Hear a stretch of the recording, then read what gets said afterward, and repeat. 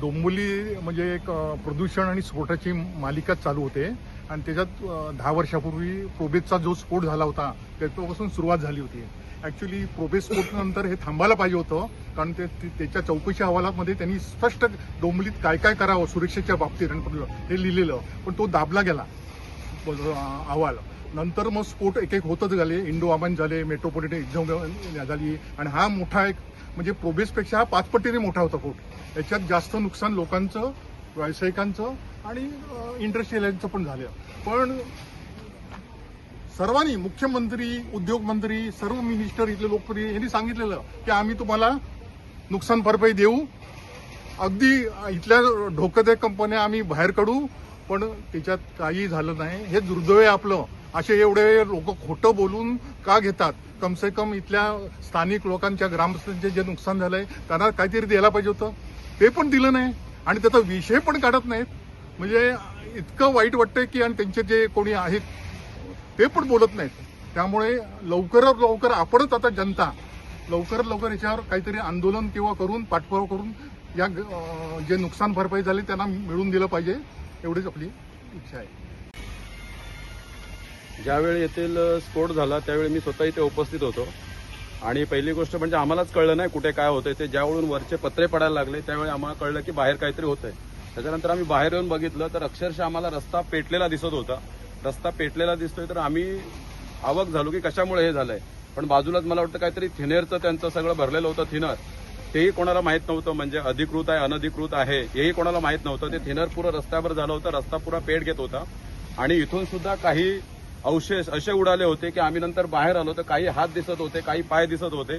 म्हणजे पूर्ण व्यक्ती सुद्धा आपल्याला इथे दिसत नव्हता. त्यामुळे आपण जो 13चा आकडा सांगताय तो 13चाच होता, काही अजून काही होते हे आपल्याला कळायला मार्ग नाहीये. कारण आपल्या बाजूला मला वाटतं छोटंसं एक आता ते आपले कॉन्ट्रॅक्टर आहेत तिथे पण काहीतरी भिंत पडून त्यांचे पण 1-2-4 लोक गेलेले. आता आमच्यासारखे छोटे उद्योजक आहेत, कारण मी तर 1-2 महिन्यापूर्वीच माझी शेड बनवली होती आणि पुरं नुकसान झालं.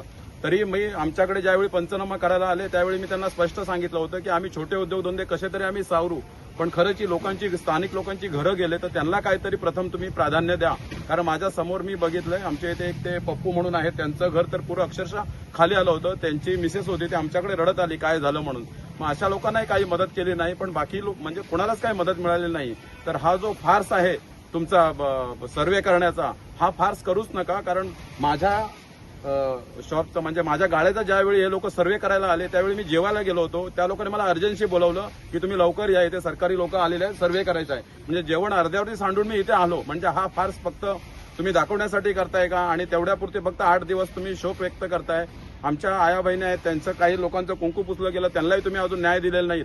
मी ज्या ठिकाणी राहतो महावीर नगरला, माझ्या समोर सुद्धा त्या 38 की मला वाटतं 35 वर्षाच्या होत्या खानविलकर मॅडम, त्यांचंही तिथे म्हणजे त्याही त्या ह्याच्यामध्ये अंत झाला त्यांचा, त्यांनाही काही मिळालेलं नाही. ते अक्षरशः म्हणजे डोंबिवलीला सोडून ते आता बाहेर गेलेत. म्हणजे डोंबिवलीमध्ये राहणं सुद्धा नलावडे साहेबांनी सांगितलं तसं घातक झालेलं आहे. म्हणजे मला वाटतं उद्धव साहेबांचं यापूर्वी जे सरकार होतं त्यावेळी सुद्धा काही अनधिकृत केमिकल्स आहेत त्यांना बाहेर काढायचं सगळं लिस्ट लागली होती, पण त्याच्यानंतर त्याच्यावरती कोणतीच कार्यवाही झालेली नाही.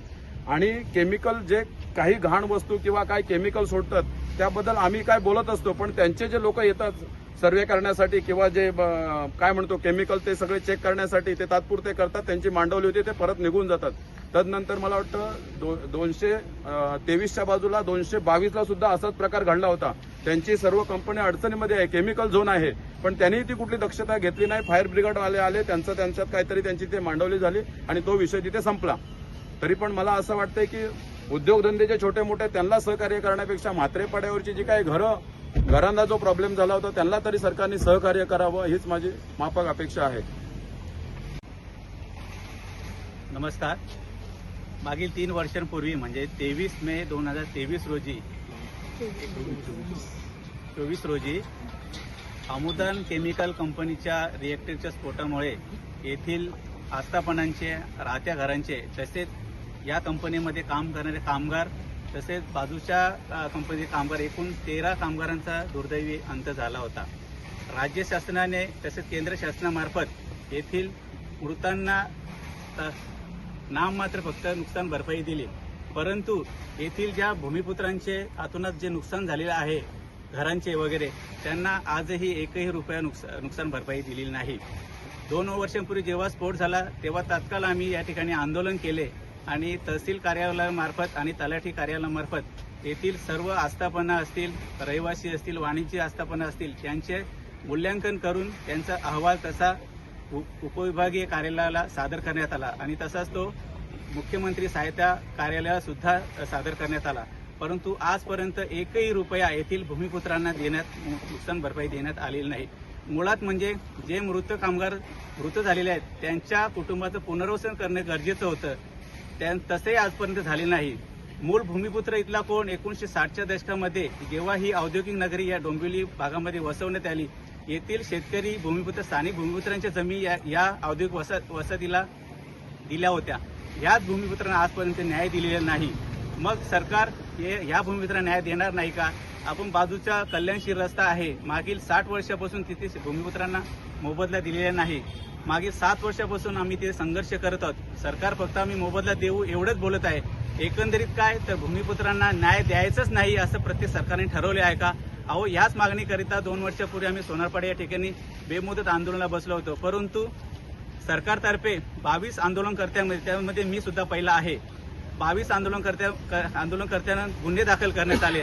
म्हणजे ही दडपशाही अजून तुम्ही सुरू ठेवणार आहात का? माझी एकच विनंती आहे की सरकारने या नुकसानग्रस्तांना तातडीने भरपाई द्यावी, अन्यथा आम्हाला रस्त्यावर उतरून पुन्हा आंदोलन छेडावं लागणार आहे. धन्यवाद. 2 वर्ष झाले माझ्या मिस्टरांना जाऊन आता इथे 2 वर्षापूर्वी स्फोट झालेला, तरी पण सरकारने अजून काही दखल घेतली नाही. आम्हाला काही मदत नाही मिळाली. माझ्या मुली वगैरे छोट्या आहेत, आमची परिस्थिती कोणालाच मदत नाही मिळाली. आम्हाला मदत मिळाली.